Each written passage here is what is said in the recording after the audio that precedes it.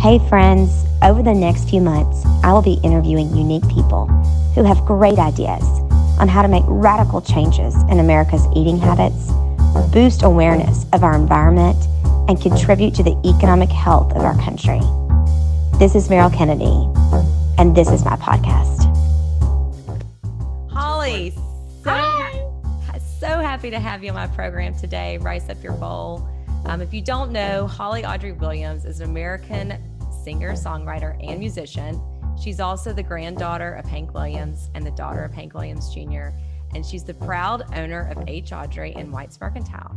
But most of all, I think the coolest fact about Holly is that your mother grew up here in Meryl, Louisiana, which basically makes you family to me.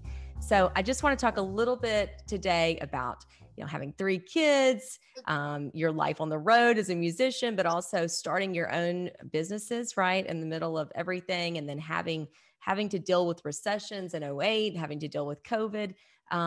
You've been through a lot. It's been a long year. I know for me personally, even this podcast is a way for us to try new things and really to get behind something meaningful and powerful. So I know your story, Holly, but I just want to start out and ask you to tell me a little bit about your story and what inspired you to start your businesses. Yeah.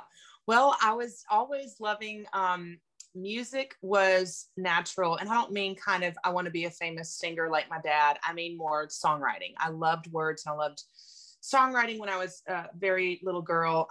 But I also always loved kind of the business side of things, numbers and charts. And my grandmother on the other side, Audrey Williams, Hank's wife, she opened a clothing store, a booking agency. She was behind Hank. So I kind of had this creative side, but I had a lot of women who were in business in our family.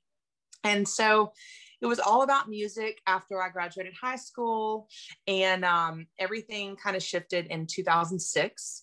My older sister and I were on the way to my grandfather's funeral, Warren White, that you loved. Yeah. And we had a bad car accident in Tunica, Mississippi, and it was a massive derailing.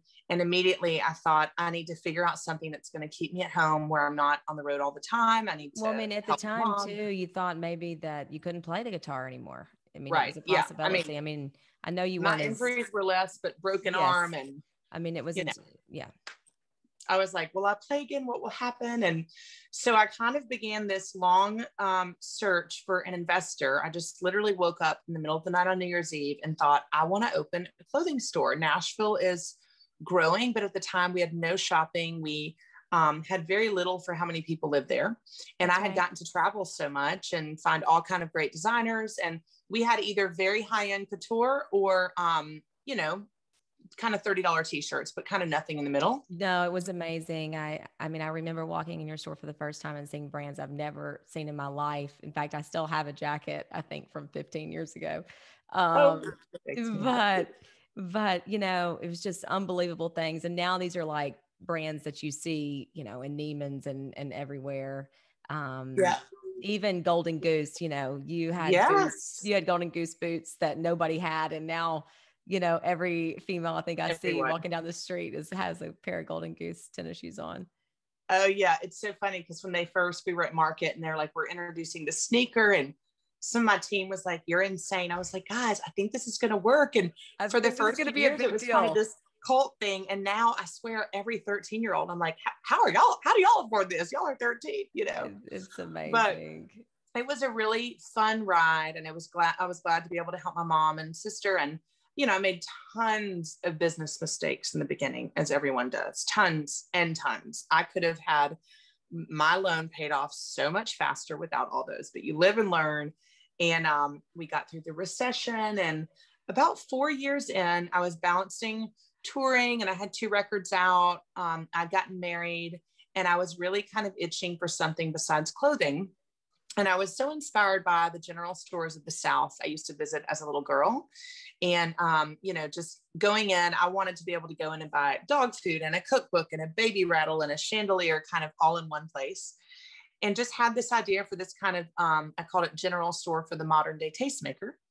And I named it after Papa and Granny, Whites Mercantile. I love it. their style was curated. It wasn't all Western or all Southern or all traditional. It was just No, very the best was your grandfather always wearing the bolo oh, tie yes. every day. Yes. Yes. He was an amazing bolo artist. And I think you captured them so well in the store. I mean, really. Thank you. I mean, there's so much more to do always. I think as, you know, businesswomen, I've been meaning to get his picture up in the store for 8 years now and haven't accomplished that one yet. Well, maybe I need to give you that for Christmas. Exactly. Maybe. I'm like, we got to get this together. So we opened that one in 2013, and I had lots of babies. I had Stella in 2014, Lily in 2016, Arlo in 2017. Then I was crazy enough to take out a big loan and open Malibu and New Orleans and Charleston. Then those all closed last year during COVID. Wow. I'm thankful that we were able to move inventory. Unlike a lot of businesses, we could move it to the Tennessee stores. They're still doing well, but it was, you know, a lot of this. It was a roller coaster. Yeah. So many of those cities were completely shuttered. Yeah. I mean, New Orleans, we had just opened and we've probably been open for 4 months. And I remember they're going, okay, now the Saints games aren't going to be there. Now it's January, and we just, you know, we couldn't hang on. And I think one thing I learned last year, I had some friends who had multiple locations try to keep hanging on. And even though it was a really painful loss, and obviously we're back in a different position financially because now we have, you know, more debt, but I was like, I just want to cut it. Like when, you know, it's not working at all, I just would rather be done and try to recover than just keep kind of the slow bleed, as I call it. Yeah. Sometimes it can be a very slow bleed. And, you know, some things are just totally out of your control. That's the hard thing in business, is that, you know, some things you can't control. And this situation was something that was out of all of our controls. Right. So totally unexpected. Unexpected. Yeah. And out of all that, I mean, I'm so grateful. So many businesses obviously, you know, shut down for good, and we were able to open another location in Tennessee and have that inventory. So now it feels like, you know, even yesterday was our first day out on bicycles, and I weeded the garden, my garden, quote unquote, my 3 plants. But I'm like, spring is here. There's light ahead. Like the kids are on bikes. The sun is out. So true. It's been such a beautiful day in the South. Yeah. Feels like we're, you know, starting to recover from that. So, you know, this kind of leads me to ask you, I mean, because you have been through a lot in the last year. I mean, how have you stayed so energetic and happy, healthy? You know, maybe you have some advice to our listeners on how to make yourself sane with 3 small children. I'm sure need it. Well, about that, I'm proud of myself. I turned 40 on Friday in 2 days. Do you? Happy birthday. Yes. For the first time in my life, I have literally taken all of my vitamins every day for a month. And I feel like it's making me look like maybe a week younger. Well, you know, week at a time. Exactly. It's been, I mean, we had the business stuff. Then we had a massive family tragedy. My little sister died on June 13th of last year in a car accident. And we had just moved to Florida a few weeks before that.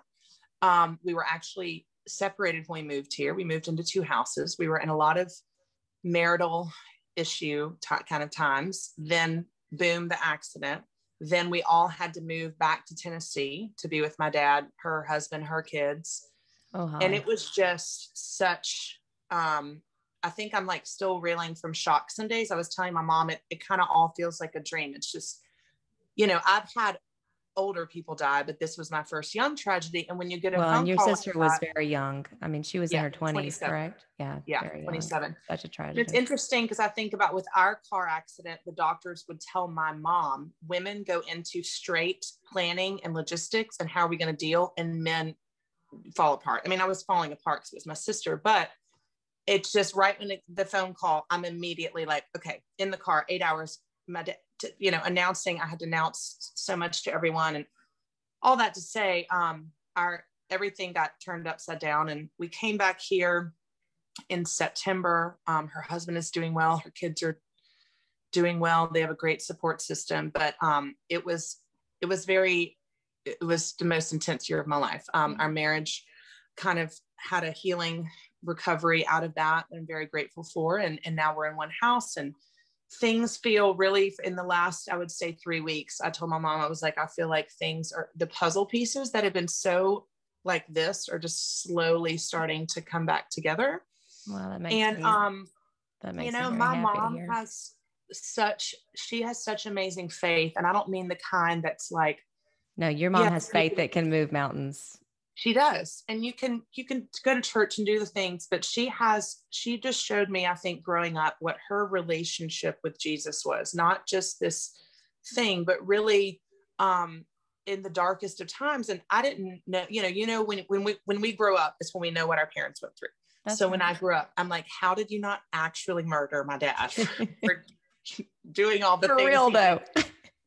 And I'm like, not only did she actually not end up in jail from killing him, but she was so graceful our entire childhood. I wrote the song Mama. It's on my second album about it. I tell her she saved us years in therapy. We had no idea that they had a bad relationship. She was kind. She was loving.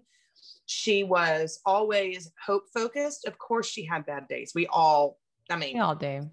We all. I mean, I've had obviously terrible days in the last year, but I think the biggest thing for her is she was resilient, and whatever happened in her life, she did not let it take her down. And I think what happened, especially when my little sister died, there were so many family members that died with her.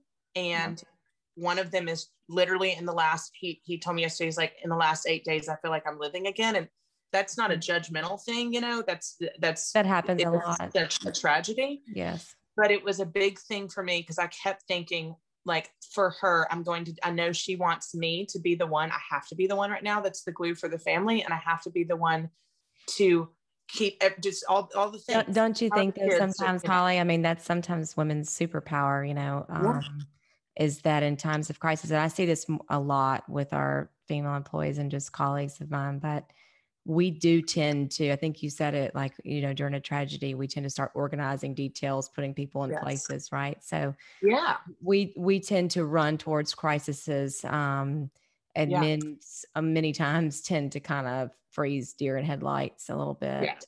I think God gave us that. It's just like how we do with our kids so many days during COVID, and I would look at the clock at 2 and I would literally say, I don't know how I'm going to survive till 8 o'clock. Like, if I do another 6 hours in this living room with these kids, I'm going to die. I'm going to die.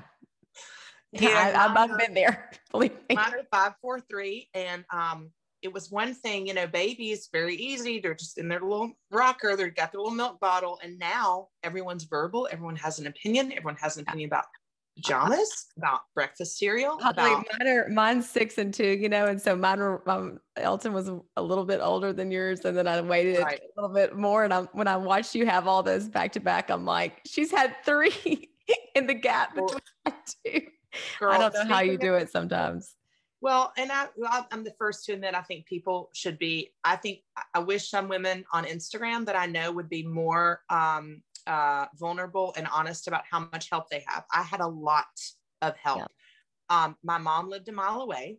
Me and Chris were both freelance, meaning our schedules. The lady that started keeping me when she was 19 is now 50, and she was helping me so much. We were in the worst marital time of our lives. And honest to God, had I not been able to have the help, I don't know. I mean, I thought some nights I would just have to check in. I don't even mean from the kids, when things were just so dark in our life. Personally, I was like, I tell many of my friends all the time that have young children, I said, you don't have to do it all yourself. You can ask for help, and you can accept help. I think that's a lot of people.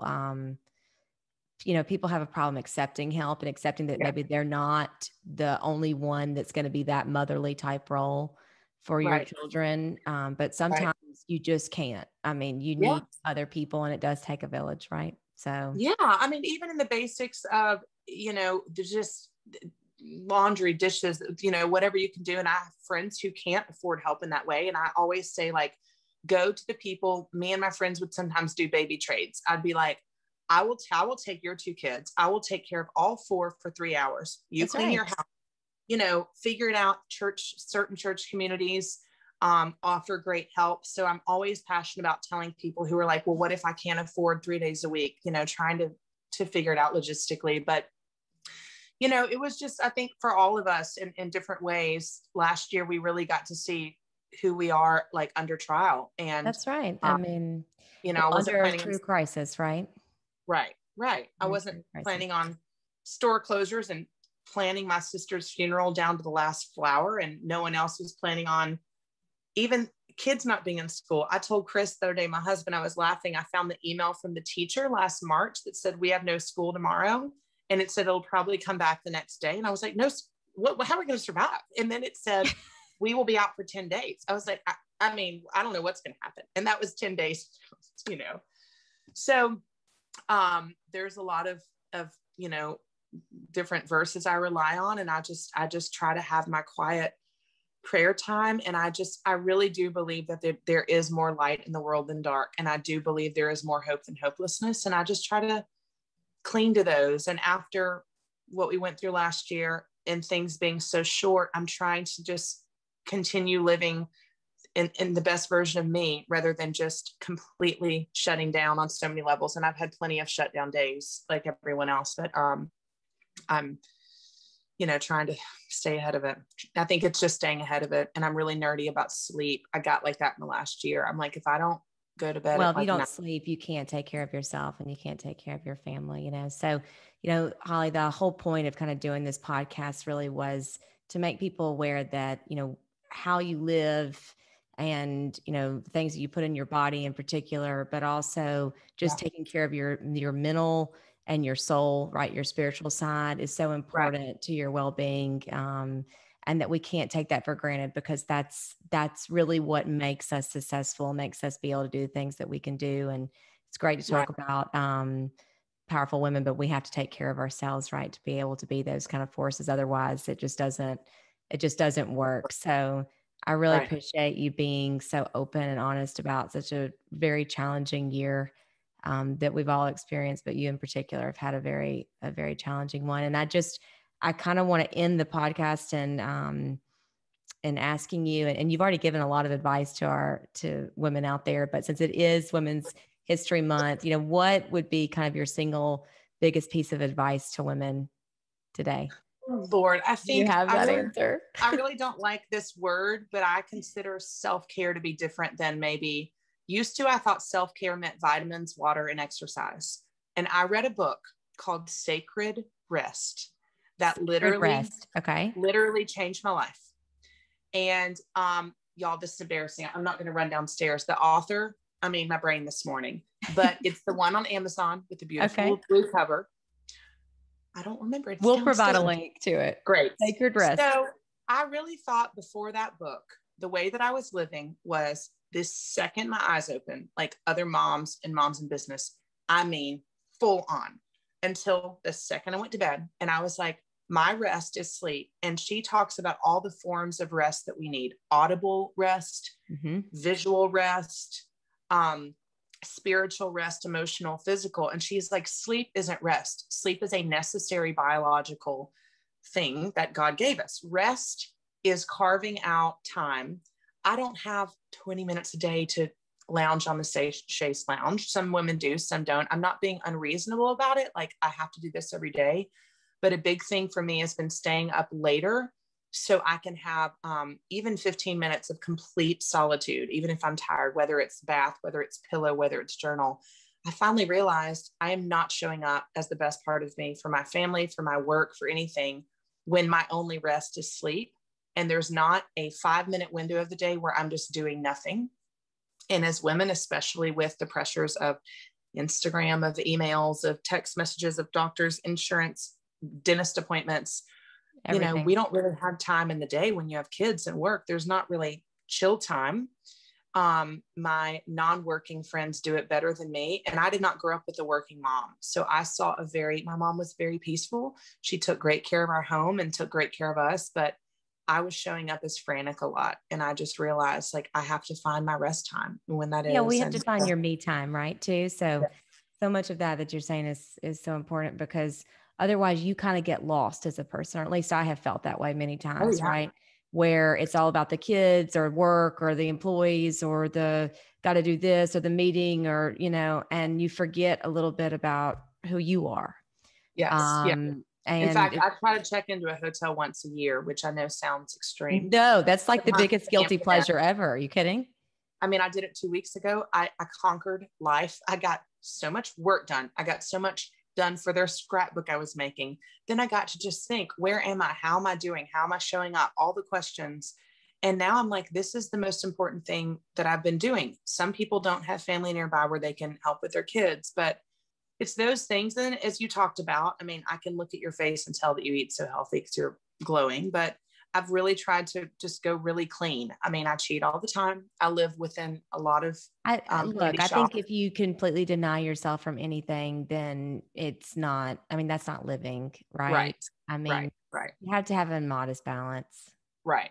And sometimes it's, I mean, for the most part, I'm like, I notice when I fuel my body with healthy, clean food, I just feel better. And then I have a day of, major cheating. But for the most part, after I watched the documentary Food Inc., I tried to go, now I spend more money at the grocery store, and their philosophy is you're saving in health bills. So I spend $2 more on my local eggs and $1 more on my local bacon. And, but you I'm just really trying to instill that in my kids. They love the farmers market. I love that about them. More often, my mom has all of her chickens in the backyard and a big garden. So I get spoiled to that. Oh yeah. Yeah. And that's so fun for the kids to see. Absolutely. Well, Holly, thank you so much for being on the show today. Such a pleasure to talk to you. Sure. And I hope that you're celebrating Women's History Month with me, and we'll talk soon. Thank you so much. Thanks, girl. Bye.